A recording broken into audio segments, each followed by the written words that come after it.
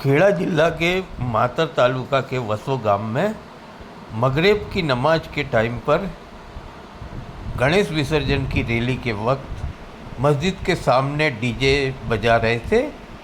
तब कुछ लोगों ने डीजे बंद करने का बोला। उसके लिए दोनों ग्रुप सामने आ गए थे। पुलिस ने तुरंत ही पहुंचकर कंट्रोल किया। कुछ ज़्यादा हुआ नहीं है। पुलिस की समय सूचना से कोई तूफान नहीं हुआ है।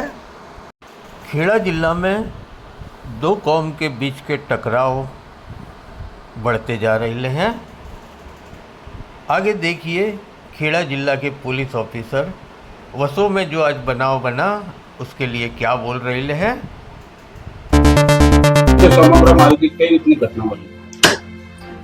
વસો ગામ જે છે ત્યાં આજે ગણેશ વિસર્જનના પ્રોસેસન ચાલુ હતા અને જે પ્રોસેસન સાંજના ટાઈમે જે જામા મસ્જિદ છે ત્યાં પહોંચતા જ્યારે પ્રોસેસન નીકળતા હતા પોલીસ બંદોબસ્ત સાથે હતો અને એ દરમિયાન અમુક લોકો જે આ વિસર્જન પ્રક્રિયાની અંદર જે લોકો સામેલ હતા એમની સાથે માથાકૂટ કરેલી, તકરાર કરેલી કે તમે જે ડીજે છે ડીજે અહીંયા જ વગાડો છો, જાણી જોઈને વગાડો છો, એ પ્રકારની બોલાચાલી થયેલી, આમને સામને ગરમાગરમી થયેલી।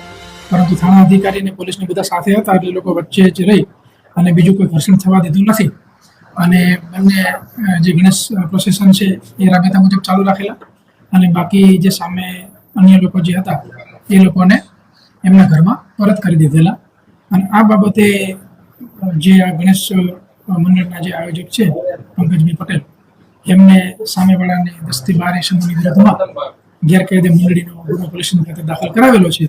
એ ગુનો દાખલ કરી અને આગળની કાર્યવાહી કરી રહ્યા છીએ અને સીપીઆઈ માતર જીએન પરમાર આ કેસની તપાસ કરી રહ્યા છે। ઘર્ષણમાં કેટલાક પોલીસ કર્મીઓને પણ ઈજા પહોંચી એટલી માહિતી? ના, એ બિલકુલ ખોટી વાત છે।